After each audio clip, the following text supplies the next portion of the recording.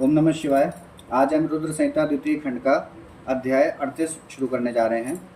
श्री विष्णु की पराजय में दधीचि मुनि के शाप को कारण बताते हुए दधीचि और शुभ के विवाद का इतिहास, मृत्युंजय मंत्र के अनुष्ठान से दधीचि की अभद्रता तथा श्री हरि का शुभ को दधीचि की पराजय के लिए यत्न करने का आश्वासन।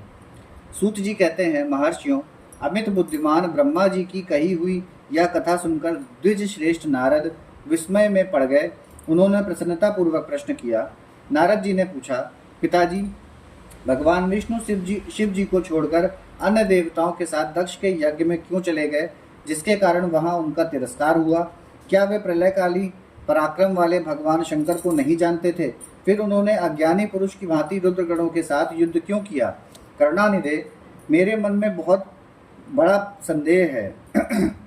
आप कृपा करके मेरे संशय को नष्ट कर दीजिए और प्रभु, मन में उत्साह पैदा करने वाले शिव चरित को कहिए।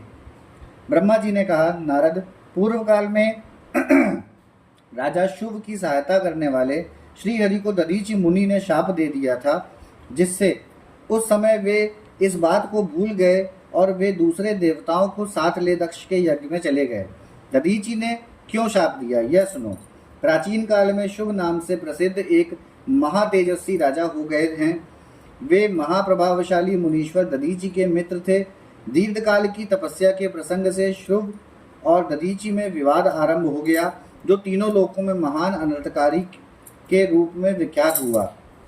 उस विवाद में वेद के विद्वान शिव भक्त दधीचि कहते थे कि शूद्र, वैश्य और क्षत्रिय, इन तीनों वर्णों से ब्राह्मण ही श्रेष्ठ हैं, इसमें संशय नहीं है। महामुनि दधीचि की यह बात सुनकर धन वैभव के मद से मोहित हुए राजा शुभ ने उसका इस प्रकार प्रतिवाद किया। शुभ बोले, राजा इंद्र आदि 8 लोकपालों के स्वरूप को धारण करता है। वह समस्त वर्णों और आश्रमों का पालक एवं प्रभु है, इसलिए राजा ही सबसे सर्वश्रेष्ठ है।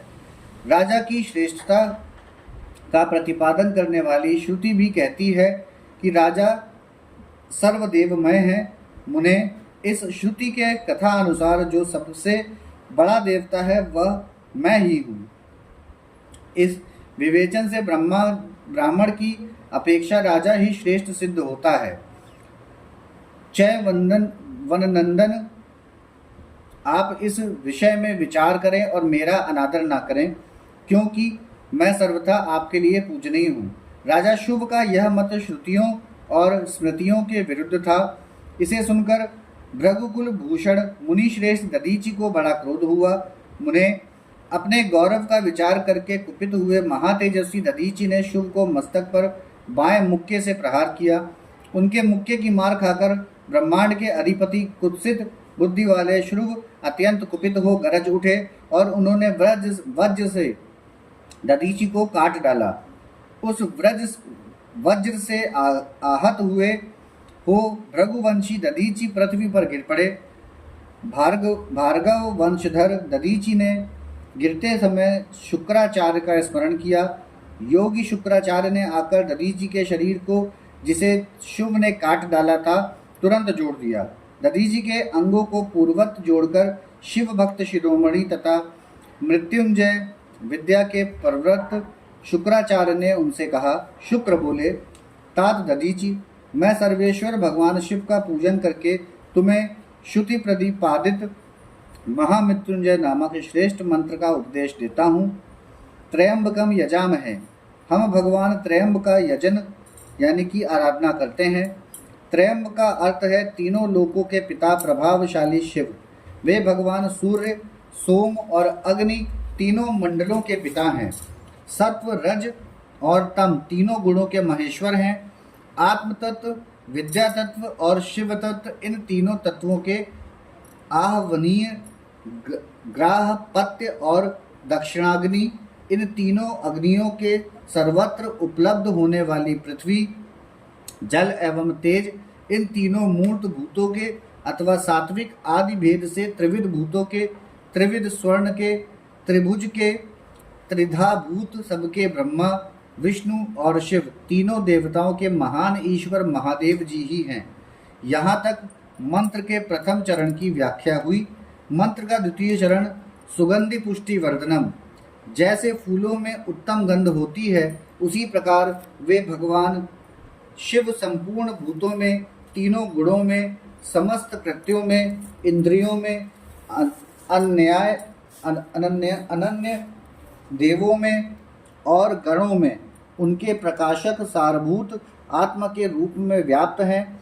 अतएव सुगंध युक्त एवं संपूर्ण देवताओं के ईश्वर हैं। यहाँ तक सुगंधिम पद की व्याख्या हुई। अब पुष्टिवर्धनम की व्याख्या करते हैं। उत्तम व्रत का पालन करने वाले द्विज श्रेष्ठ महामुने नारद, उन अंतर्यामी पुरुष शिव से प्रकृति का पोषण होता है, महत्व तत्व से लेकर विशेष प्रयत्न संपूर्ण विकल्पों की पुष्टि होती है, तथा मुझ ब्रह्मा का, विष्णु का, मुनियों का और इंद्रियों सहित देवताओं का भी पोषण होता है, इसलिए वे ही पुष्टिवर्धन हैं। अब मंत्र के तीसरे और चौथे चरण की व्याख्या करते हैं। उन दोनों चरणों का स्वरूप यूं है। उर्वारुकमिव बंधनाय मृत्यु मोक्षी अमामृतम। अर्थात प्रभो, जैसे खरबूजा पक जाने पर लता बंधन से छूट जाता है, उसी तरह मैं मृत्यु रूप बंधन से मुक्त हो जाऊं, अमृत पद मोक्ष से पृथक न हूं। वे रुद्रदेव अमृत स्वरूप हैं, जो पुण्य कर्म से, तपस्या से, स्वाध्याय से, योग से अथवा ध्यान से उनकी आराधना करता है, उसे नूतन जीवन प्राप्त होता है। इस सत्य के प्रभाव से भगवान शिव स्वयं ही अपने भक्त को मृत्यु के सूक्ष्म बंधन से मुक्त कर देते हैं, क्योंकि वे भगवान ही बंधन और मोक्ष देने वाले हैं। ठीक उसी तरह जैसे उर्वारुक अर्थात ककड़ी का पौधा अपने फल को स्वयं ही लता के बंधन में बांधे रखता है और पक जाने पर स्वयं ही उसे बंधन से मुक्त कर देता है। यह मृत संजीवनी मंत्र है, जो मेरे मत से सर्वोत्तम है। तुम प्रेम पूर्वक नियम से भगवान शिव का स्मरण करते हुए इस मंत्र का जप करो।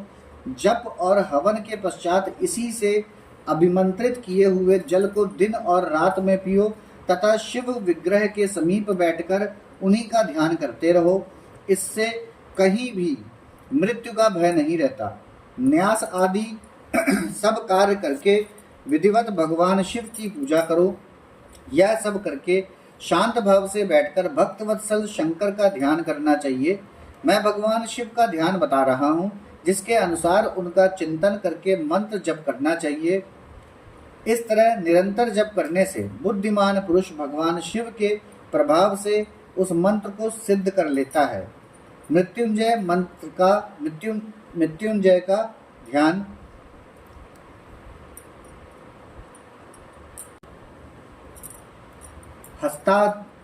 हस्तांभो जयुगस्थ कुंभ युगलादु दुग्ध धत्त तोयम शिरम सिज्जितम कर्यो युर्गेन ददता सर्वांड के शंभुमो शकंभो करो अशत्र डगमग्र हस्त मम्बु जगतम मूर्धस्थ चंद्र त्रत्वत पीयु पार्षदन्ते पीयु पार्षद तनुम भजे सगीरिजम त्रयक्षम च मृत्युंजयम।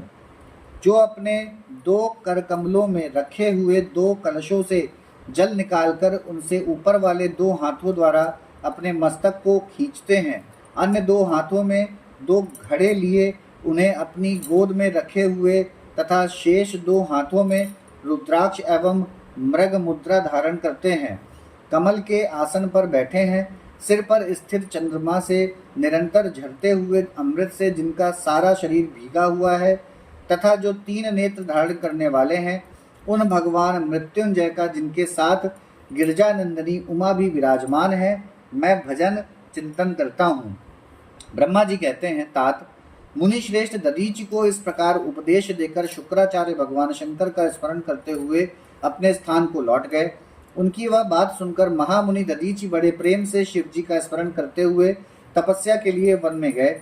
वहाँ जाकर उन्होंने विधि पूर्वक महामृत्युंजय मंत्र का जप और प्रेम पूर्वक भगवान शिव का चिंतन करते हुए तपस्या प्रारंभ की। दीर्घ काल तक उस मंत्र का जप और तपस्या द्वारा भगवान शंकर की आराधना करके दधीचि ने महामृत्युंजय शिव को संतुष्ट किया। महामुने उस जप से प्रसन्न चित्त हुए भक्तवत्सल भगवान शिव दधीचि के प्रेमवश उनके सामने प्रकट हो गए। अपने प्रभु शंभु का साक्षात दर्शन करके मुनीश्वर दधीचि को बड़ी प्रसन्नता हुई। उन्होंने विधि पूर्वक प्रणाम करके दोनों हाथ जोड़कर भक्ति भाव से शंकर का स्तवन किया। तात मुने तदंतर मुनि के प्रेम से प्रसन्न हुए शिव ने च्यवन कुमार दधीचि से कहा, तुम वर मांगो। भगवान शिव का यह वचन सुनकर भक्त शिरोमणि दधीचि दोनों हाथ जोड़कर नतमस्तक हो भक्तवत्सल शंकर से बोले।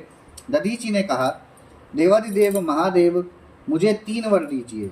मेरी हड्डी वज्र हो जाए, कोई भी मेरा वध न कर सके और मैं सर्वत्र अधीन रहूं, कभी मुझमें दीनता न आए। दधीचि का यह वचन सुनकर प्रसन्न हुए परमेश्वर शिव ने तथास्तु कहकर उन्हें वह तीनों वर दे दिए।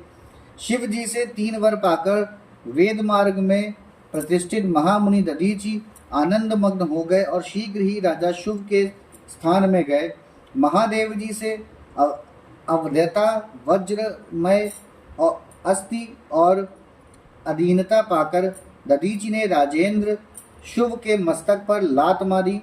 फिर तो राजा शुभ ने भी क्रोध करके दधीचि पर वज्र से प्रहार किया।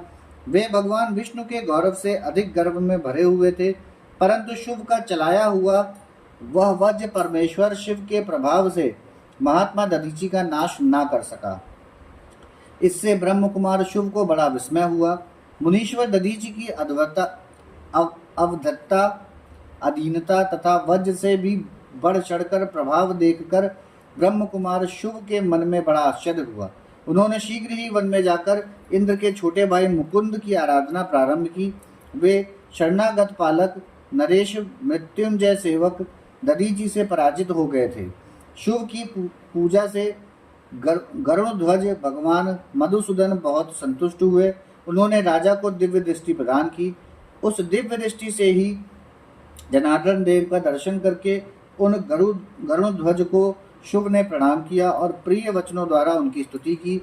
इस प्रकार देवेश्वर आदि से प्रशंसित उन अजेय ईश्वर श्री नारायण देव का पूजन और स्तवन करके राजा ने भक्ति भाव से उनकी ओर देखा तथा उन जनार्दन के चरणों में मस्तक रखकर प्रणाम करने के पश्चात उन्हें अपना अभिप्राय सूचित किया। राजा बोले, भगवान दधीचि नाम से प्रसिद्ध एक ब्राह्मण है जो धर्म के ज्ञाता हैं।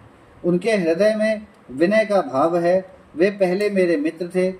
इन दिनों रोग शोक से रहित मृत्युंजय महादेव जी की आराधना करके वे उन्हीं कल्याणकारी शिव के प्रभाव से समस्त अस्त्र शस्त्रों द्वारा सदा के लिए अवध्य हो गए हैं।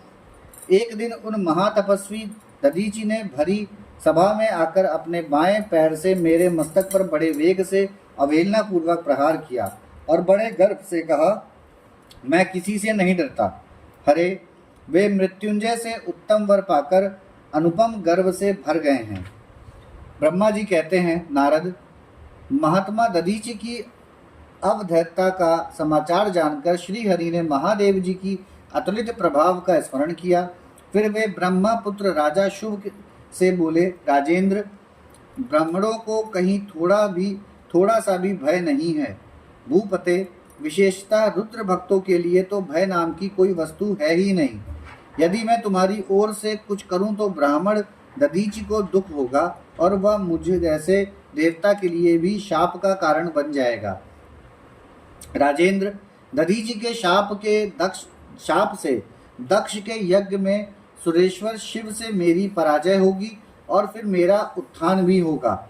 महाराज, इसलिए मैं तुम्हारे साथ रहकर कुछ करना नहीं चाहता। मैं अकेला ही तुम्हारे लिए दधीचि को जीतने का प्रयत्न करूंगा। भगवान विष्णु का यह वचन सुनकर शुभ बोले, बहुत अच्छा, ऐसा ही हो। ऐसा कहकर वे उस कार्य के लिए मन ही मन उत्सुक हो प्रसन्नता पूर्वक वहीं ठहर गए। यहाँ हमारा अध्याय 38 खत्म होता है। ओम नमः शिवाय।